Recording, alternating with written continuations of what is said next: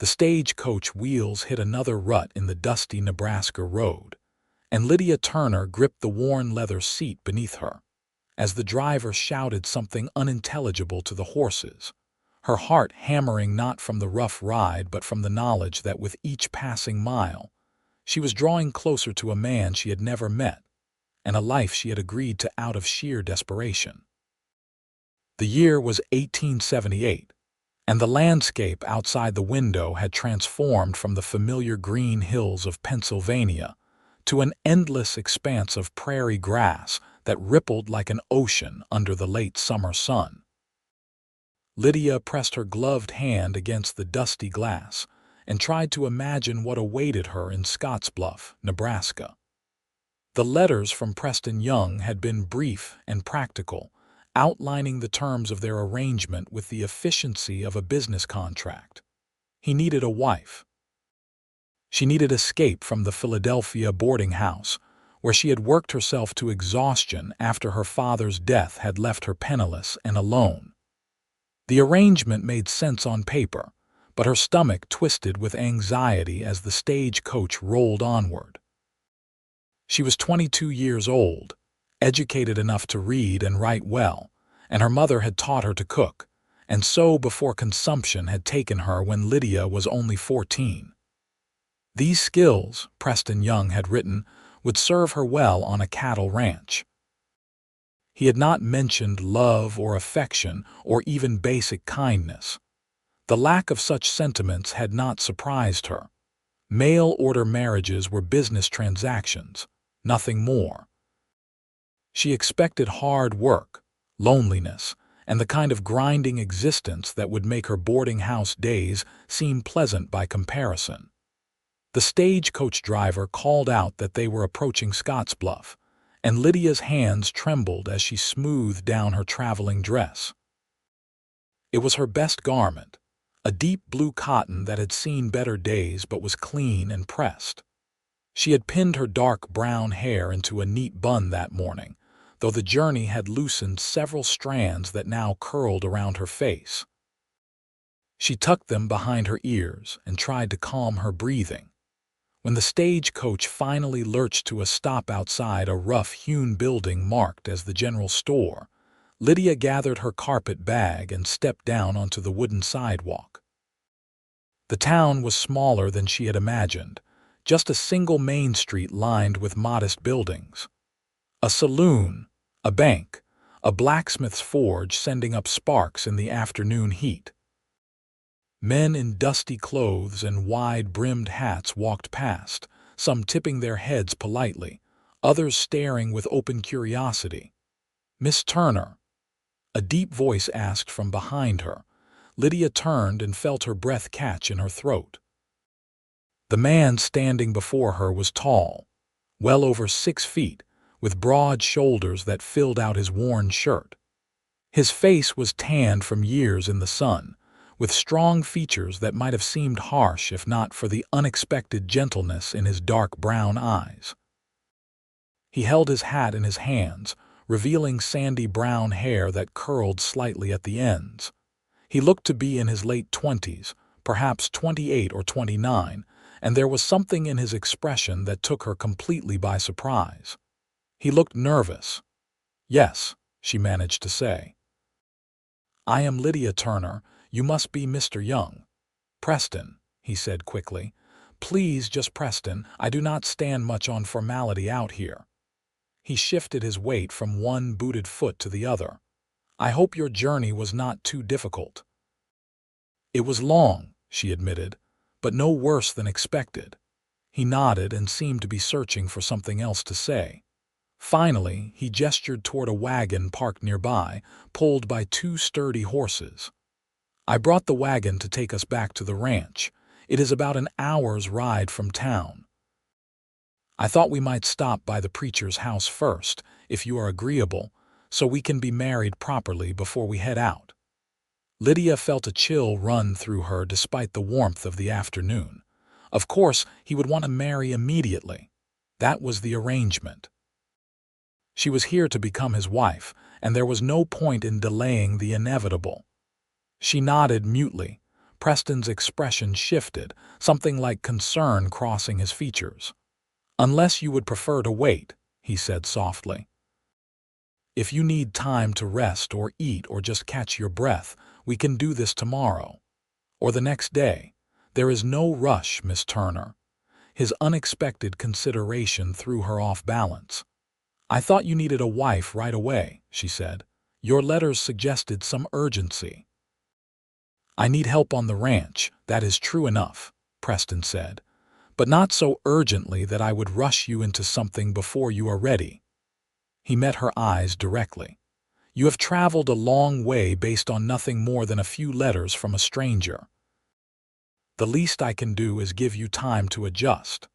Lydia studied him carefully. In her experience, men did not often concern themselves with a woman's comfort or readiness. Her father had been a kind man, but even he had expected her mother to simply accept whatever circumstances arose without complaint.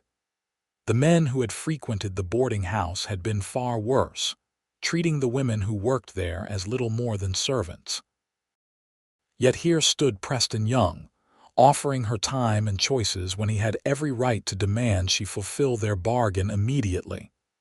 "I am tired," she admitted, "and hungry, but I do not see the point in delaying. We both know why I am here." Preston nodded slowly, but she saw something like disappointment flicker across his face. "All right then," he said. "Let us go see Reverend Matthews." He took her carpet bag and loaded it into the wagon, then helped her up onto the seat.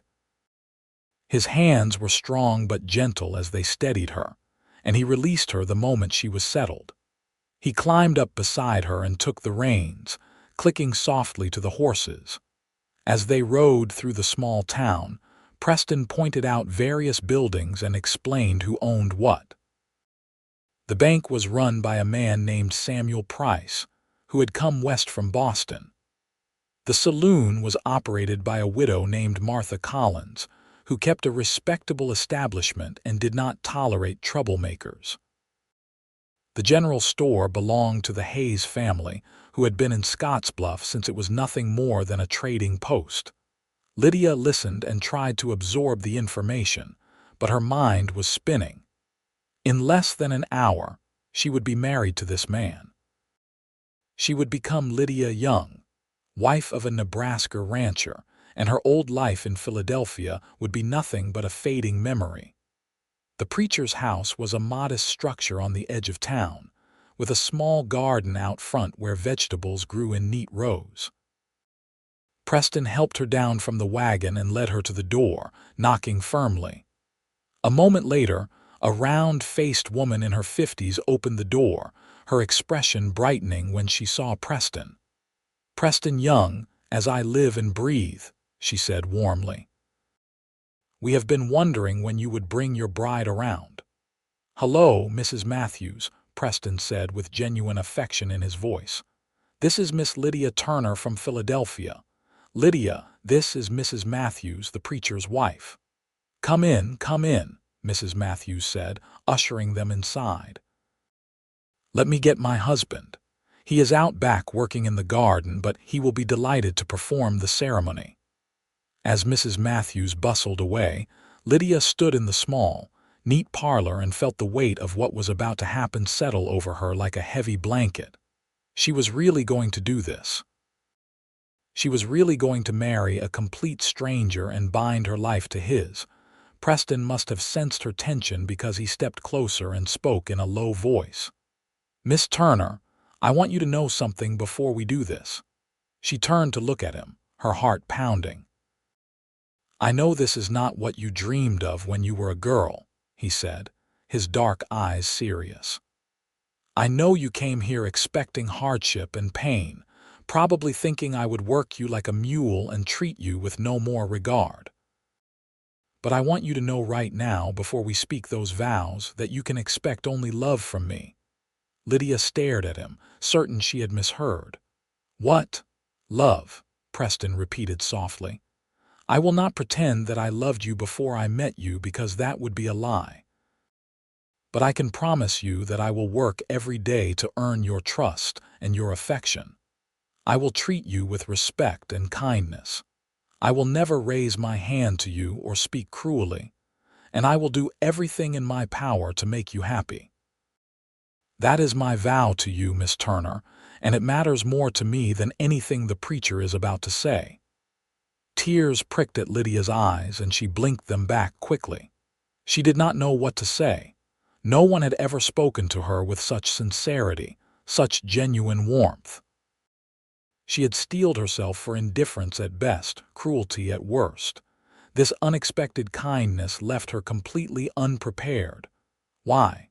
she finally managed to ask. "Why would you promise such things to someone you do not even know?" Preston smiled, and it transformed his entire face, making him seem younger and almost boyish. "Because I know what it is like to feel alone and afraid," he said simply.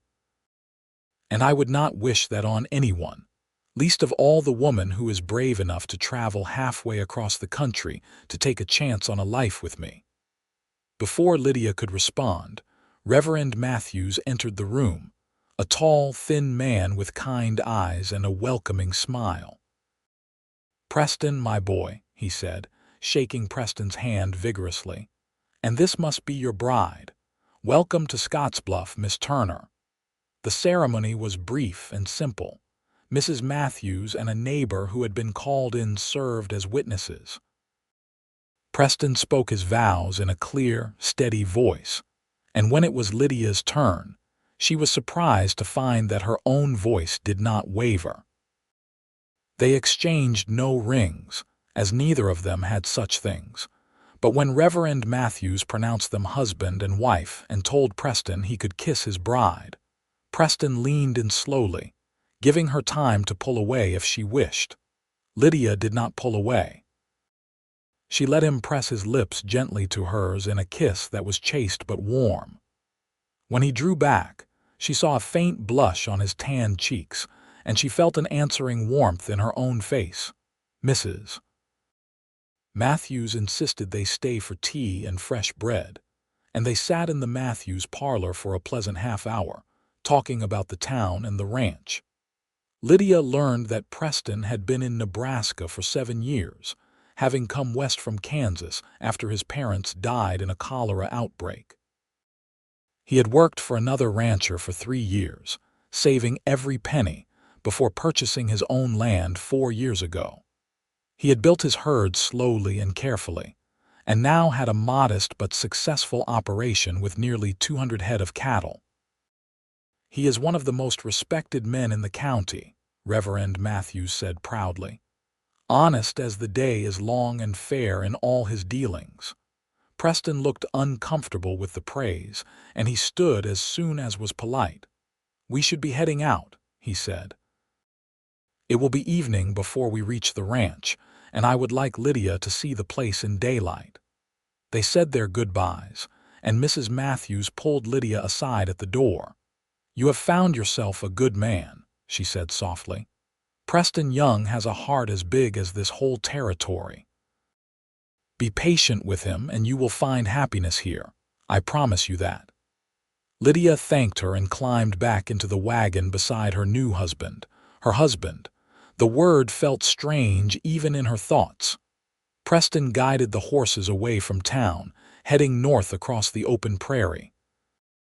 The sun was beginning its descent toward the horizon, painting the sky in shades of gold and pink. "Tell me about your ranch," Lydia said, wanting to fill the silence. Preston's face lit up with enthusiasm. "It is not much yet," he said, "but it is growing. The house is small, just 3 rooms, but it is sturdy and tight against the winter winds. I built it myself the first year, and I have been adding to it bit by bit. The barn is larger than the house, I am afraid, because the cattle need more space than I do. I have 2 hands who work for me, brothers named Jack and Thomas Riley. Good men, hard workers. They live in the bunkhouse on the property." He went on to describe the land, the creek that ran through the northern pasture, the stand of cottonwood trees that provided shade in the summer heat. His love for the place was evident in every word, and Lydia found herself drawn in by his passion. "What will you need me to do?" she asked. "What are my duties?" Preston glanced at her, his expression thoughtful. "I will not lie to you, Lydia. Life on a ranch is hard work. There is always cooking and cleaning to be done, and during certain times of the year, everyone pitches in with the cattle.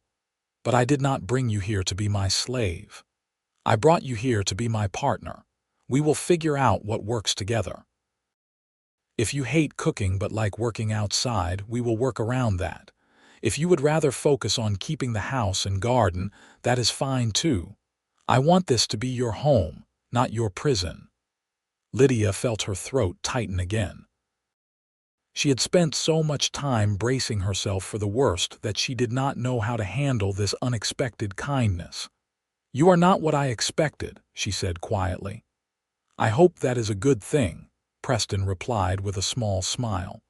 "It is," Lydia said, and was surprised to realize she meant it. They rode in companionable silence for a while, and Lydia found herself relaxing slightly. The prairie stretched out endlessly on all sides, the tall grass swaying in the breeze. Hawks circled overhead, and once she saw a small herd of pronghorn antelope bounding away in the distance. The air was clean and fresh, so different from the sooty, crowded streets of Philadelphia. "There," Preston said, pointing ahead. "That is the ranch." Lydia looked and saw a collection of buildings nestled in a shallow valley. The house was indeed small, a simple structure of wood with a covered porch across the front. The barn was much larger, painted red and sturdy looking. Beyond them, she could see the bunkhouse Preston had mentioned, and several corrals where cattle grazed. It was modest by any standard, but there was something appealing about the tidy orderliness of it all. As they drew closer, two men emerged from the barn. They were both in their early 20s, with the lean, weathered look of men who worked hard outdoors. Preston waved to them, and they approached the wagon, curiosity clear on their faces. "Jack Thomas, this is my wife, Lydia," Preston said, and Lydia heard the pride in his voice. "Lydia, these are the Riley brothers I told you about." "Madam," they said in near unison, removing their hats respectfully. "It is nice to meet you both," Lydia said. "We have been keeping the place running while Preston went to fetch you," Jack, the taller of the two brothers, said. "Everything has been quiet." "I appreciate it," Preston said. He helped Lydia down from the wagon and retrieved her carpet bag. "We will see you boys in the morning." The brothers nodded and headed back toward the bunkhouse, and Preston led Lydia to the house. He opened the door and stepped aside to let her enter first. The interior was simple but clean. The main room served as both kitchen and living area, with a wood stove, a table with 4 chairs, and a comfortable-looking armchair near the fireplace. Through an open doorway, Lydia could see a bedroom with a large bed covered in a colorful quilt. Another door led to what appeared to be a small storage room. "It is not fancy," Preston said, sounding almost apologetic. "It is lovely," Lydia said, and meant it. The house was far nicer than the cramped room she had shared with 2 other girls at the boarding house. "Did you make that quilt?" Preston laughed, a warm sound that filled the small space. "No, that was a gift from some of the ladies in town when I finished building the house. Mrs. Matthews organized it. They said no house was complete without a proper quilt." He set her bag down near the bedroom door. "I will sleep out here on a bedroll tonight," he said quickly. "You should take the bedroom." Lydia turned to look at him in surprise. "Preston, we are married now. You do not have to sleep on the floor." He met her eyes, his expression serious. "Lydia, I meant what I said earlier. I will not rush you into anything you are not ready for. We may be legally married, but we are still strangers. I want you to feel safe here, and that means giving you space and time to get comfortable with this arrangement. With me." Lydia felt tears threaten again and blinked them back. She had never met a man like Preston Young, and she was beginning to realize just how lucky she was. "Thank you," she whispered. He smiled gently. "You must be exhausted and starving. Let me see what I can put together for supper." He moved to the kitchen area and began pulling items from the cupboards. Lydia watched for a moment, then joined him. "Let me help," she said. "I am a good cook, and it will give me something to do with my hands." They worked together to prepare a simple meal of fried salt pork, beans, and fresh bread that Preston had purchased in town that morning. As they cooked, they talked, sharing small details about their lives. Lydia told him about growing up in Philadelphia, about her father's work as a clerk and her mother's skill with needlework. Preston told her about his childhood in Kansas, about learning to ride and rope from his father, about the dreams he had always had of owning his own ranch. They ate at the table as the last light faded from the sky, and Lydia found herself laughing at Preston's stories about his early days in Nebraska, when he had known nothing about actually running a ranch and had made every mistake imaginable. "The first time I tried to brand a calf, I somehow managed to brand myself instead," he said, shaking his head at the memory. "I still have the scar on my forearm. The ranch owner I worked for laughed so hard I thought he might hurt himself." "That must have been painful," Lydia said, wincing in sympathy.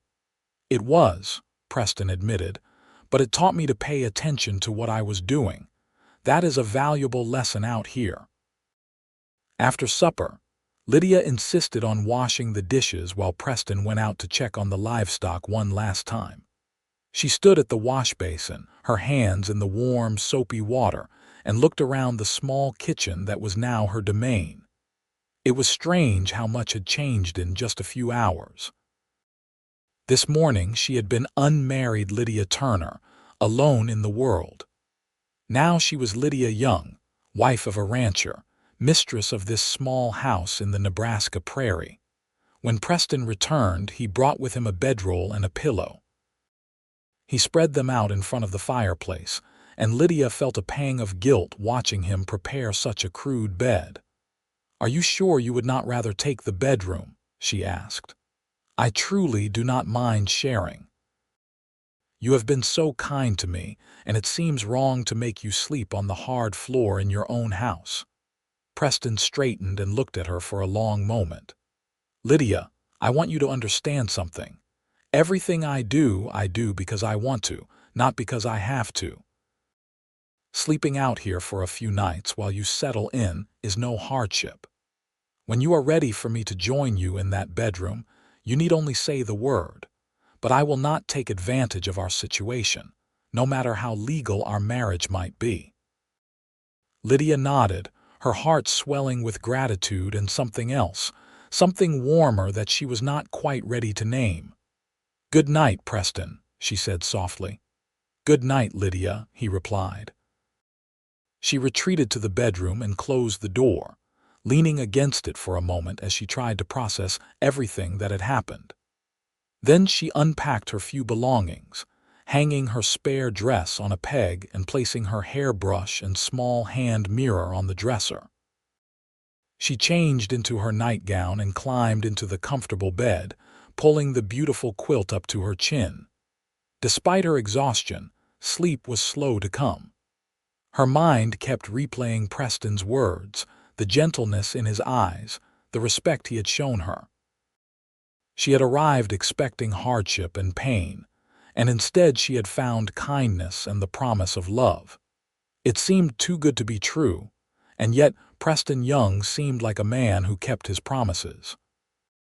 She finally drifted off with a small smile on her face, feeling more hopeful about her future than she had in years. The next morning, Lydia woke to the sound of activity outside. She dressed quickly and emerged from the bedroom to find the main room empty, though the stove was warm and a pot of coffee sat waiting. She poured herself a cup and stepped out onto the porch. The sun was just clearing the horizon, painting the prairie in shades of gold. Preston was at one of the corrals with the Riley brothers, working with the cattle. He looked up when he heard the door and waved.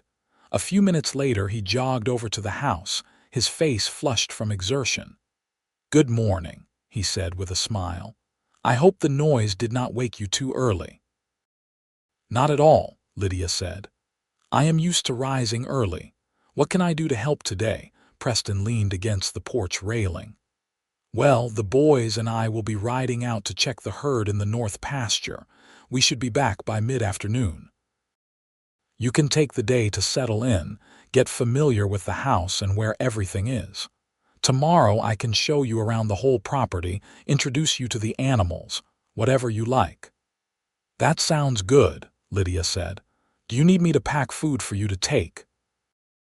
"There is bread and some dried beef in the cupboard," Preston said.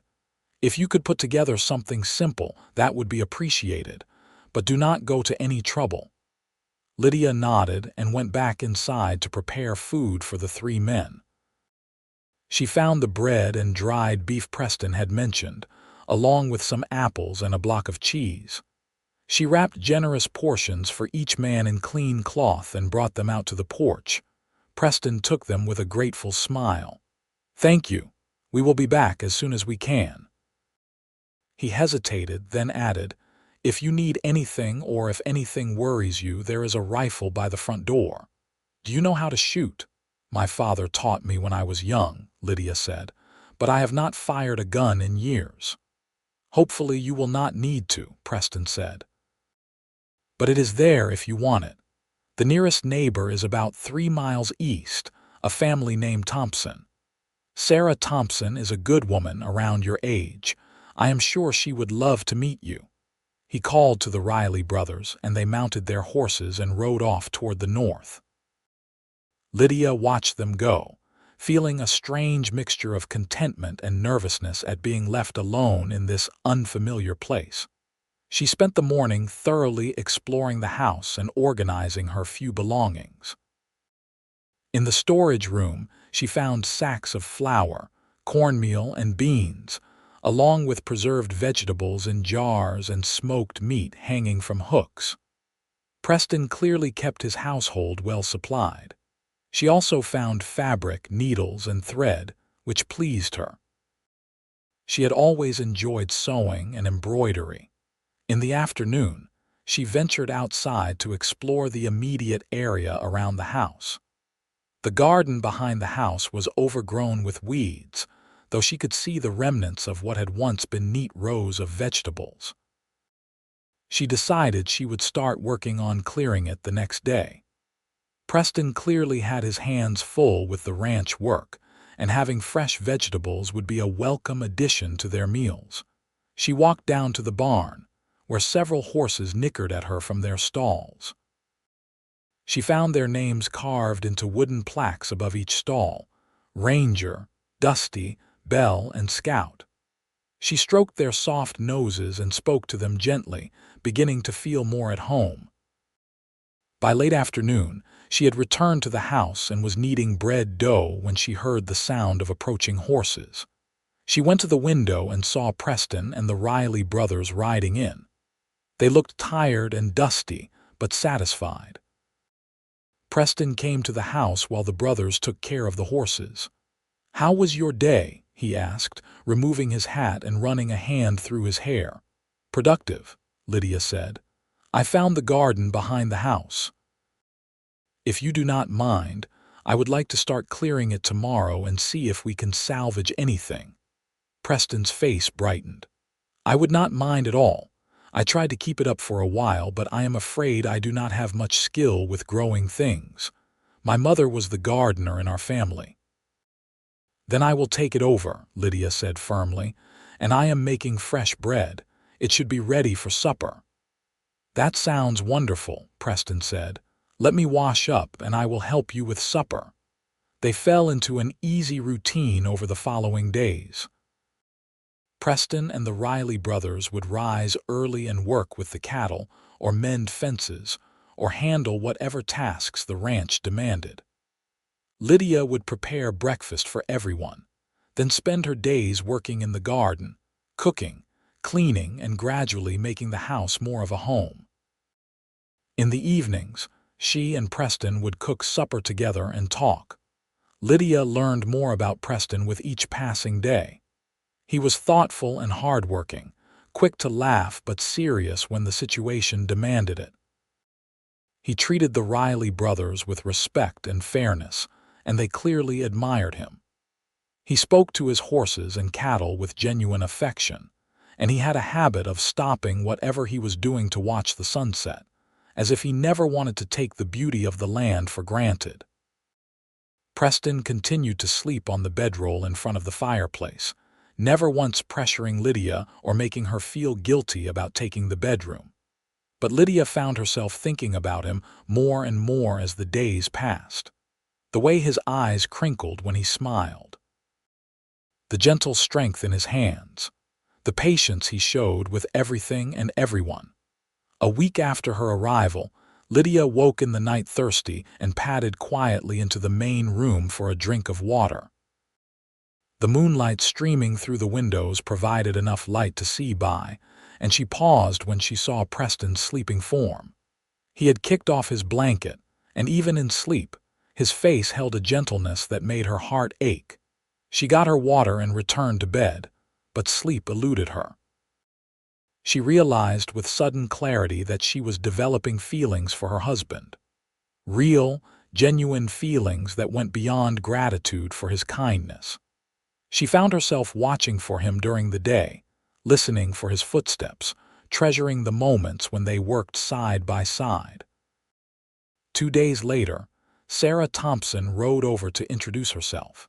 She was a cheerful woman of about 25 with red hair and a ready smile. Her husband James had told her about Preston's new wife, and she had been eager to meet Lydia. "It is so wonderful to have another woman nearby," Sarah said as Lydia served tea in the small parlor. "The nearest town is Scottsbluff, but that is still quite a distance. Out here, we neighbors need to look after each other." "I appreciate you coming by," Lydia said warmly. "I confess I have been feeling a bit isolated, though Preston has been very kind." "Preston is a good man," Sarah agreed. "My James speaks highly of him, says he is the most honest rancher in the county." She leaned forward conspiratorially. "And not hard to look at either, if you do not mind my saying so." Lydia felt her cheeks warm. "He has been very respectful." Sarah's expression softened. "That is good to hear. Mail-order marriages can be tricky things. You never know what you are getting yourself into." "But I think you have lucked out with Preston Young." They spent a pleasant afternoon together, and Sarah invited Lydia to come visit her ranch the following week. "We can make a day of it," Sarah said. "I will teach you how to make preserves the way my mother taught me. And it will be nice to have the company." After Sarah left, Lydia felt lighter somehow. Having a friend nearby made Nebraska feel less foreign, less intimidating. When Preston came in for supper that evening, she told him about Sarah's visit, and he smiled. "Sarah is good people," he said. "I am glad you two are becoming friends. It will make things easier for you." That night, as they cleaned up after supper, Lydia made a decision. Preston was carrying dishes to the wash basin when she touched his arm, stopping him. "Preston," she said softly, "I want you to know that you do not have to sleep on the floor anymore. I am comfortable with you. I trust you." He set down the dishes and turned to face her fully, his dark eyes searching hers. "Are you sure?" he asked. "I do not want you to feel pressured." "I am sure," Lydia said. "We are married. And more than that, I've come to care for you these past 2 weeks. I would like us to truly be husband and wife." Preston reached out slowly and cupped her cheek with his hand, his touch warm and gentle. "I've come to care for you too, Lydia," he said, his voice rough with emotion. "More than I thought possible in such a short time." He leaned down and kissed her, and this kiss was different from the chaste peck they had shared at their wedding. This kiss held warmth and promise and the beginning of real love. Lydia's arms came up around his neck, and she kissed him back with all the feeling that had been building in her heart. When they finally drew apart, both were breathing hard. Preston rested his forehead against hers. "Are you absolutely certain?" he whispered. "Yes," Lydia said firmly. "I want this. I want you." That night, Preston moved his belongings into the bedroom and they became husband and wife in truth. He was gentle and patient, taking his time, making sure she felt safe and loved.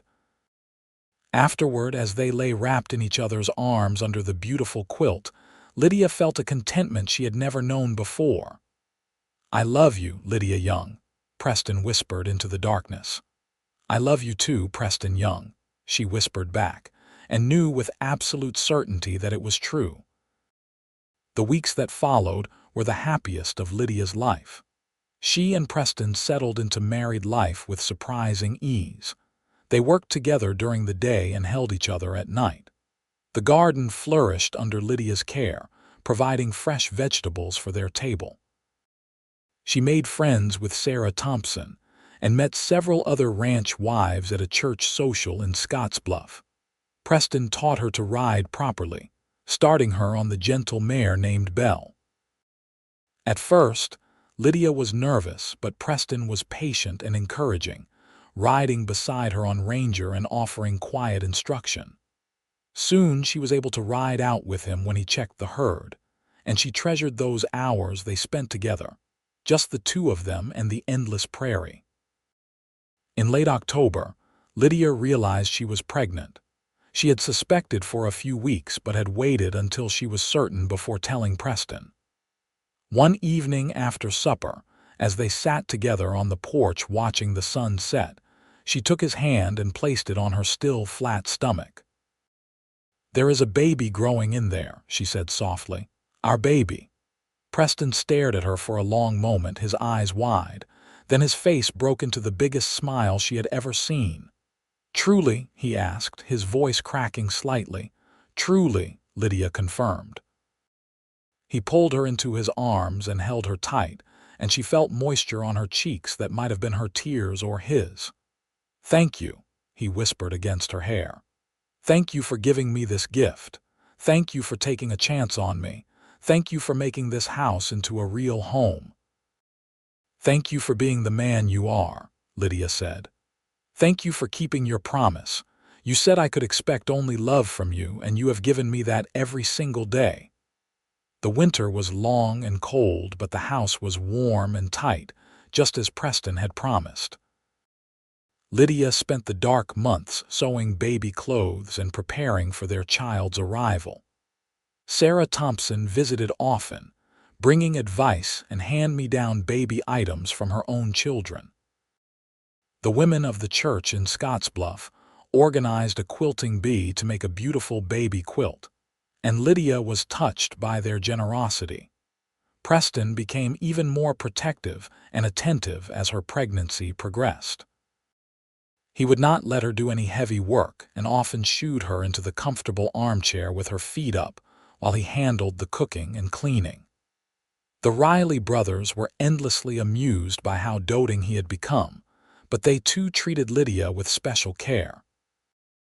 In early June of 1879, on a warm afternoon when the prairie grass was emerald green and wildflowers dotted the landscape, Lydia went into labor. Preston sent Jack Riley racing to town to fetch the doctor and Sarah Thompson, while Thomas stayed to help. Preston held Lydia's hand through every contraction, murmuring words of encouragement and love. Sarah arrived first, having been closer, and she took charge with the calm efficiency of a woman who had birthed 3 children of her own. The doctor arrived an hour later, but by then, Sarah had everything well in hand. The labor was long and difficult, but Lydia drew strength from Preston's presence. He never left her side, not even when the doctor suggested he might be more comfortable elsewhere. As the sun began to set, painting the sky in brilliant oranges and purples, Lydia gave one final push, and the room filled with the sound of a baby's cry. "It is a boy," Sarah announced, holding up the squalling infant. a healthy, strong boy. Preston's eyes filled with tears as Sarah placed their son in Lydia's arms. The baby had a shock of dark hair, and when he opened his eyes, they were the same deep brown as his father's. "He is perfect," Preston whispered, his finger gently stroking their son's tiny hand. "Absolutely perfect." "What shall we name him?" Lydia asked, exhausted but happier than she had ever been. Preston thought for a moment. "My father's name was Daniel," he said. "If you are agreeable, I would like to name him after my father." "Daniel Young," Lydia said, trying it out. "I like it. Daniel Preston Young." Preston kissed her forehead. "Thank you, Lydia. Thank you for our son. Thank you for everything." The days after Daniel's birth were exhausting but wonderful. The baby was demanding, as all newborns are, but Preston was an attentive father. He would wake in the night to bring Daniel to Lydia for feeding, then walk the floor with the baby afterward, singing soft lullabies he remembered from his own childhood. During the day, when he needed to work, Lydia would bundle Daniel up and bring him outside, letting him sleep in a basket in the shade while she worked in the garden or hung laundry. Jack and Thomas Riley were completely enchanted by the baby. They would take turns holding him in the evenings, their rough hands surprisingly gentle as they cradled the small bundle. Thomas carved a beautiful wooden rattle as a gift, and Jack brought a small toy horse he had whittled during the long winter evenings. As summer turned to fall and then winter again, Daniel grew from a tiny newborn into a chubby, active baby. He had his father's smile and his mother's curiosity about the world. When spring came again in 1880, he was beginning to crawl, getting into everything and keeping Lydia constantly busy. The ranch continued to prosper. Preston's careful management and hard work paid off, and he was able to expand the herd and make improvements to the property. He built a second bedroom onto the house, anticipating future children, and improved the barn and corrals. Life fell into a comfortable rhythm. The years passed in a blur of hard work and simple joys. In the spring of 1882, Lydia gave birth to a daughter they named Margaret, after Preston's mother. Margaret had her mother's dark hair and delicate features, but her father's easy temperament. She was a happy baby who rarely fussed, content to watch the world with wide, interested eyes. Daniel, now nearly 3 years old, was fascinated by his baby sister. He would bring her his toys and pat her head gently, saying "baby sister" with great pride. Preston doted on both children, and watching him with them filled Lydia's heart to bursting. Sarah Thompson remained a close friend, and the two families often got together for meals and celebrations. James and Preston became good friends as well, helping each other with ranch work when needed and forming the kind of bond that comes from being neighbors in a harsh land.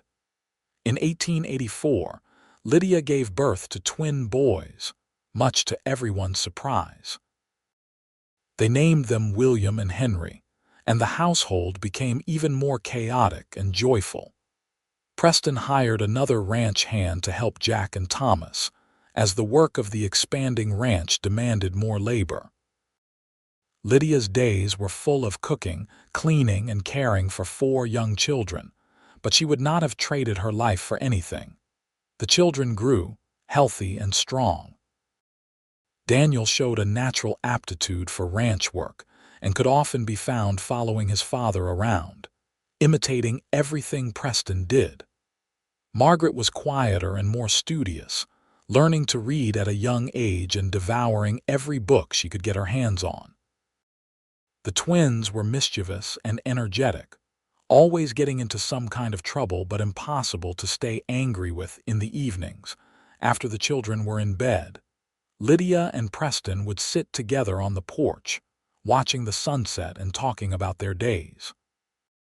Sometimes they would simply sit in comfortable silence, Preston's arm around Lydia's shoulders, both of them content in the life they had built together. "You ever regret it?" Preston asked one evening in the summer of 1887. "Coming all the way out here to marry a stranger?" Lydia turned to look at him in surprise. "Never," she said firmly. "Not even for a moment. This life, this family, it is more than I ever dreamed possible. I arrived expecting hardship and pain, and you gave me love and joy instead. How could I possibly regret that?" Preston smiled and pulled her closer. "I am the lucky one," he said. "You took a chance on me when you had no reason to trust me. You made this house into a home. You gave me 4 beautiful children. You made me happier than I ever thought possible." "We made each other happy," Lydia corrected. "That is what marriage should be." "That is what love is," Preston agreed, and kissed her as the sun dipped below the horizon, painting the prairie sky in shades of gold and pink. As the years continued to pass, the Young family became a fixture in Scottsbluff and the surrounding area. Preston was known as a fair and honest rancher, and Lydia was respected for her kindness and generosity. When neighbors faced hard times, the Youngs were always ready to help with food, supplies, or simply a listening ear. Daniel grew into a tall, strong young man with his father's work ethic and his mother's compassionate heart. By the time he was 15, he was managing much of the daily ranch work, allowing Preston to focus on the business side of the operation. Margaret became a teacher, opening a small school in Scottsbluff for the children of ranchers and townsfolk. William and Henry, inseparable as always, talked about starting their own ranch someday, though Preston secretly hoped they would stay and expand the family operation.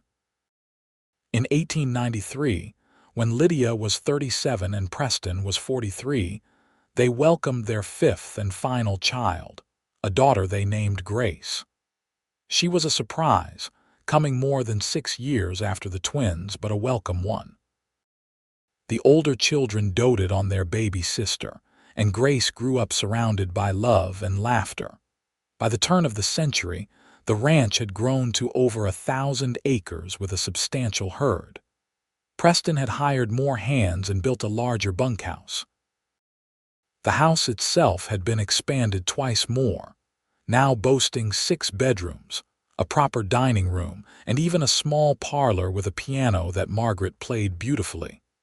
Daniel married a local girl named Emma in 1898, and they built a house on the edge of the property. A year later, they gave Preston and Lydia their first grandchild, a boy they named after Preston. Holding his grandson for the first time, Preston wept openly, overwhelmed by the continuation of the family he had built with Lydia. Margaret, after several years of teaching, fell in love with a doctor who had recently moved to Scottsbluff. They married in 1901 in a beautiful ceremony at the church, with half the county in attendance. The twins, true to their word, purchased land adjacent to the family ranch and began building their own operation, with Preston's guidance and financial help. Grace, the baby of the family, grew into a spirited young woman with her mother's beauty and her father's determination. She talked about traveling east to attend college, an ambition that both frightened and thrilled her parents. Through all the changes and growth, Lydia and Preston remained the heart of the family. They still sat together on the porch in the evenings, their hair now streaked with gray, their faces lined with the evidence of decades of sun and wind and laughter. Their love had only deepened with time, weathering every challenge and emerging stronger. One evening in the spring of 1905, as they celebrated their 27th wedding anniversary with a large family gathering, Preston stood and raised his glass. The house was full of their children's spouses, and their grandchildren. The noise and chaos were tremendous, but Preston's voice carried over it all. 27 years ago, he said, I was a lonely rancher who thought he needed a wife to help with the work. I placed an advertisement, and a brave young woman from Philadelphia answered it. She arrived expecting hardship and pain, and I promised her that she could expect only love from me." He looked at Lydia, his eyes shining with emotion. "I like to think I have kept that promise." "You have," Lydia said, her own eyes damp. "Every single day for 27 years, you have shown me love. And you have shown me what it means to truly live," Preston said.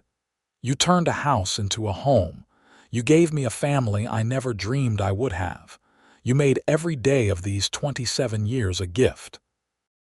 "I love you, Lydia Young, more today than I did on our wedding day, and I will love you even more tomorrow." The room erupted in cheers and applause. The grandchildren, who did not fully understand what was happening but enjoyed the excitement, clapped their small hands together. Lydia stood and moved to Preston's side, and he wrapped his arm around her waist. "I love you too, Preston Young," she said loud enough for everyone to hear. "You are the best man I have ever known, and marrying you was the smartest thing I ever did." They kissed, much to the delight of their grandchildren and the good-natured teasing of their adult children. As the party continued around them, Lydia took a moment to look around the crowded room and marvel at the life she had built. This large, loving family had all started with a leap of faith and a promise whispered by a kind-hearted rancher. The years continued to roll by, each one bringing new joys and challenges. There were droughts that tested their resources and harsh winters that pushed them to their limits. There were illnesses and injuries, the normal trials of life. But through it all, Lydia and Preston faced everything together, their love an unshakable foundation. In 1910, tragedy struck when Jack Riley, who had worked for Preston for over 30 years, was killed in an accident with a spooked horse. The entire family mourned him, and Preston paid for a fine funeral and supported Jack's widow for the rest of her life. Thomas Riley, gray-haired now but still strong, continued to work on the ranch, though more in an advisory capacity as age slowed him down. But there were far more joys than sorrows. More grandchildren arrived, each one treasured. Daniel and Emma had 4 children in total. Margaret and her doctor husband had 3. The twins each married and started their own families. Even Grace, who did go east to college, returned to Nebraska after graduating and married a young lawyer who moved to Scottsbluff to practice. By 1915, Preston and Lydia had 15 grandchildren, with more on the way.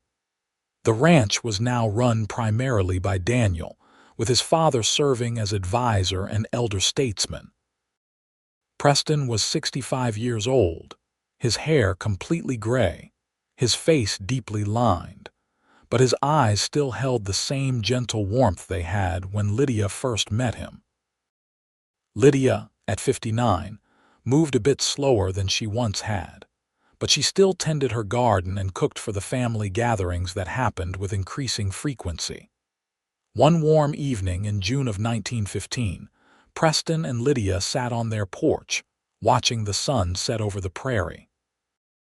It was a scene they had repeated thousands of times over their 37 years of marriage, but it never grew old. Daniel and his family were staying for supper, and the sound of grandchildren playing in the yard filled the air with joy. "We did all right, did we not?" Preston said, reaching over to take Lydia's hand. "We did better than all right," Lydia said, squeezing his hand. "We built something lasting and good. Our children are happy and healthy. Our grandchildren are growing strong. The ranch is prospering. What more could we ask for?" "Nothing," Preston said. "I have everything I could ever want right here." They sat in comfortable silence for a while, watching the sun paint the sky in brilliant colors. Finally, Preston spoke again. "You remember what I told you that day in Reverend Matthew's parlor, before we were married?" "You told me to expect only love from you," Lydia said with a smile. "And you have given me exactly that." "And you gave me love in return," Preston said. "You gave me a life beyond my wildest dreams. I was just a lonely rancher, and you turned me into a husband, a father, a grandfather. You made me a better man than I ever would have been without you. We made each other better," Lydia said. "That is what love does." Preston lifted her hand to his lips and kissed it gently. "I am grateful for every day we have had together," he said, "and I look forward to every day we have left." "As do I," Lydia agreed. As the sun finally slipped below the horizon and the first stars began to appear in the darkening sky, their grandson Preston II ran up onto the porch, tugging at his grandfather's sleeve. "Grandpa, will you tell us a story?" he asked, his young face eager. Preston smiled and ruffled the boy's hair. "What kind of story do you want to hear?" "Tell us how you and Grandma met," the boy said. "That is my favorite story." "Mine too," Preston said, winking at Lydia. "All right. Gather your cousins, and I will tell you all about the day your grandmother arrived in Scottsbluff." The boy ran off to collect the other grandchildren, and soon there were 8 of them sitting on the porch steps, looking up at their grandparents with rapt attention. Preston settled back in his chair, Lydia's hand still in his, and began the story they had told many times before but never tired of telling. "It was the summer of 1878, he began, "and I was a young rancher who had built a fine place but had no one to share it with.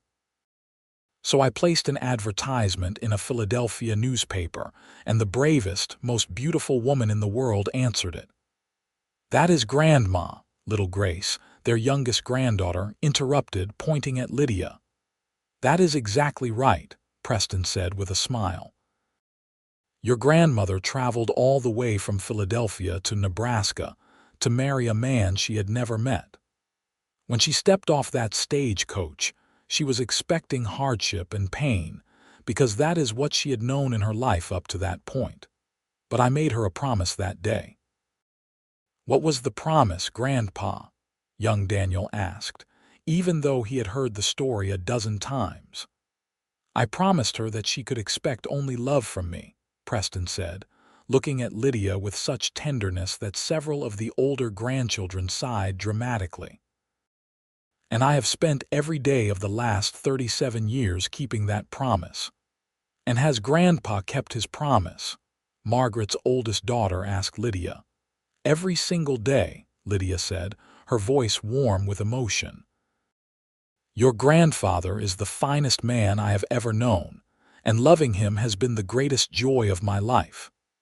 The grandchildren asked more questions, wanting to hear about the wedding and the early days on the ranch and the births of their parents. Preston and Lydia answered patiently, sharing the stories that had become family legend. As they talked, the other family members drifted out onto the porch, drawn by the sound of the children's laughter and their grandparents' voices.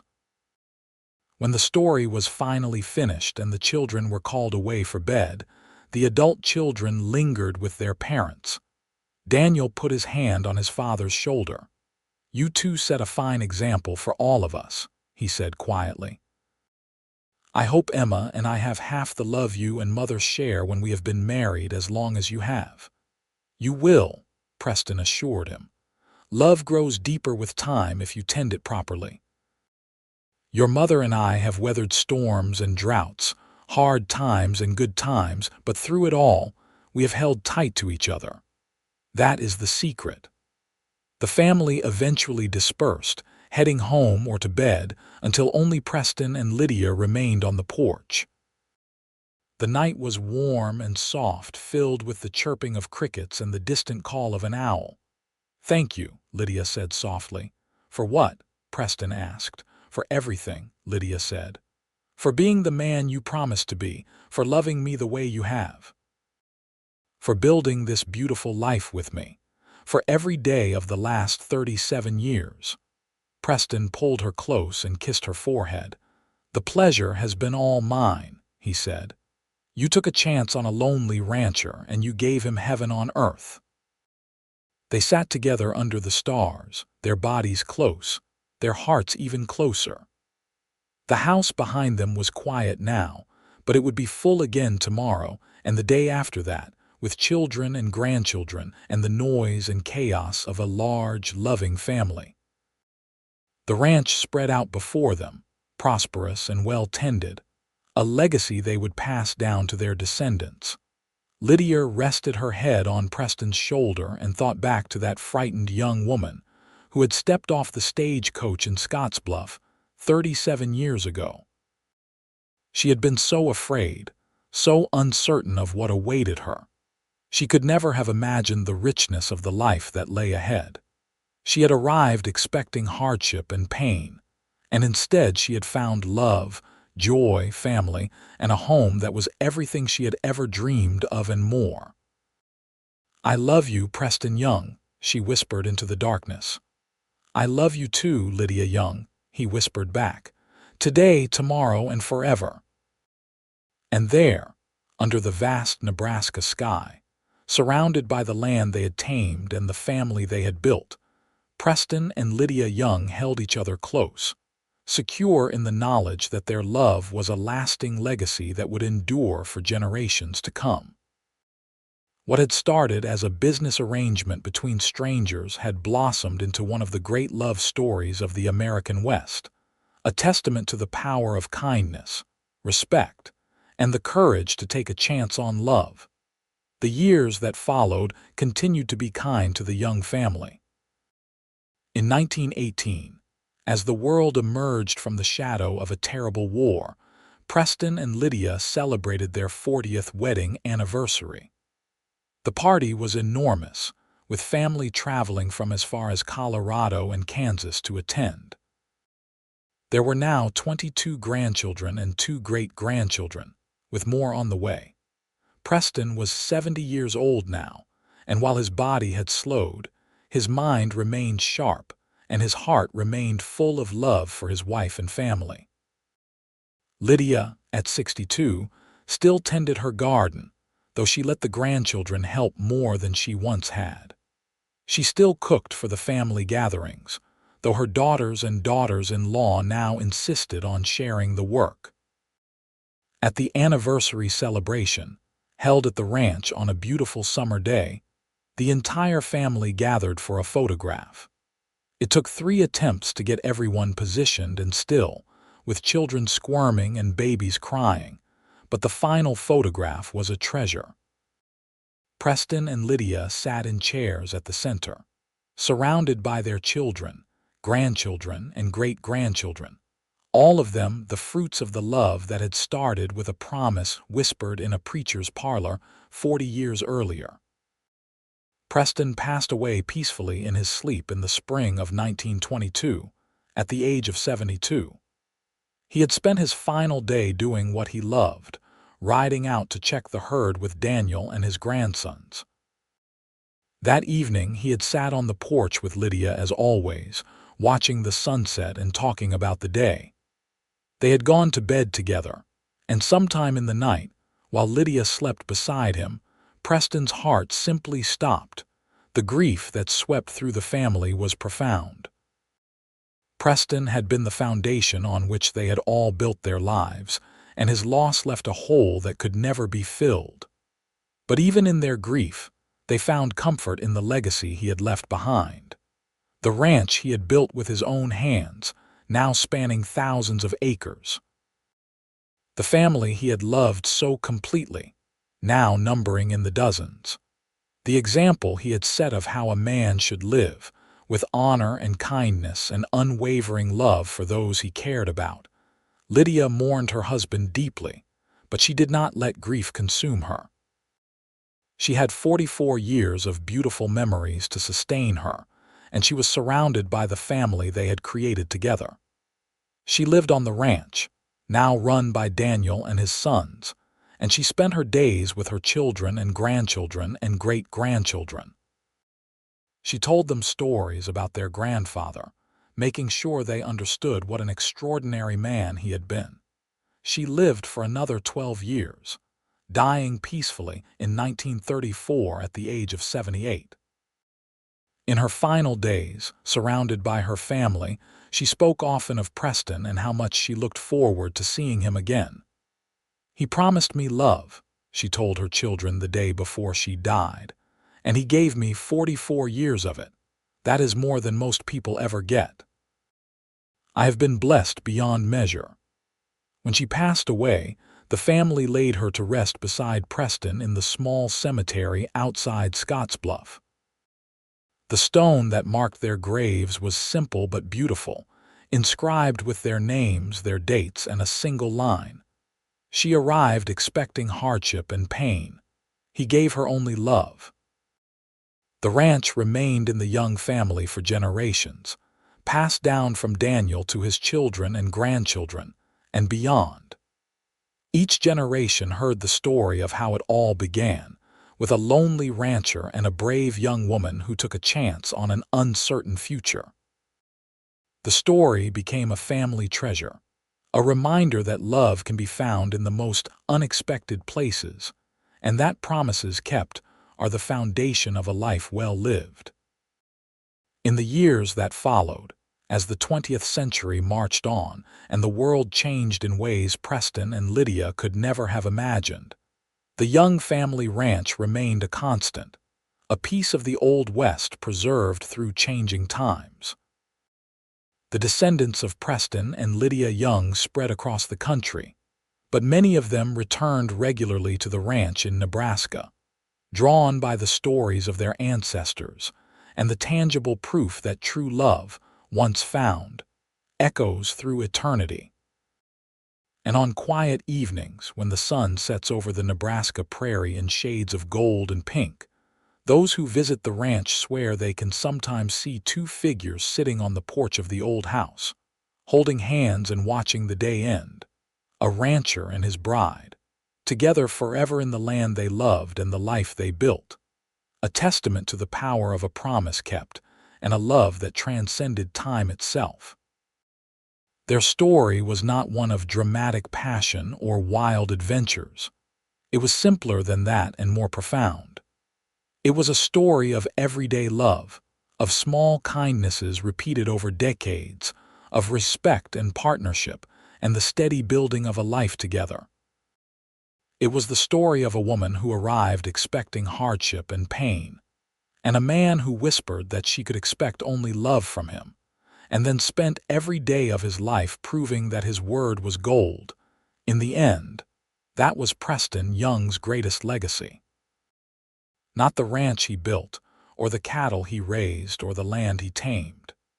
His greatest legacy was the love he gave so freely and completely to Lydia, and through her, to all the children and grandchildren and great-grandchildren and beyond. He had taken a frightened young woman and shown her what it meant to be cherished. He had promised her love, and he had delivered it in full measure, pressed down and overflowing, until the day he died. And Lydia, for her part, had taken that love and multiplied it, nurturing their children with the same tenderness Preston had shown her, teaching them by example what a good marriage looked like, creating a family culture of respect and affection that would endure for generations. The ranch house, though modernized over the years, still stood on the land Preston had purchased in 1874, a reminder of where it all began. The cottonwood trees he had loved still provided shade in the summer heat. The creek still ran through the northern pasture. The prairie stretched endlessly in all directions, much as it had when a young rancher had looked out over it and dreamed of finding someone to share it with. And in the small cemetery outside Scottsbluff, two stones stood side by side, marking the resting place of Preston Young and Lydia Young, a rancher and his bride who had started with nothing but hope and a promise, and built an empire of love that would last forever. Their story was complete, their love story told in full, from the moment a nervous young woman stepped off a stagecoach in 1878 to the peaceful endings of two lives well lived. It was a story of the American West, of hard work and determination, of taming wild land and building something lasting. But more than that, it was a love story, pure and simple, a testament to what can happen when two people commit to loving each other through all the days of their lives. She had arrived expecting hardship and pain. He had whispered that she could expect only love from him.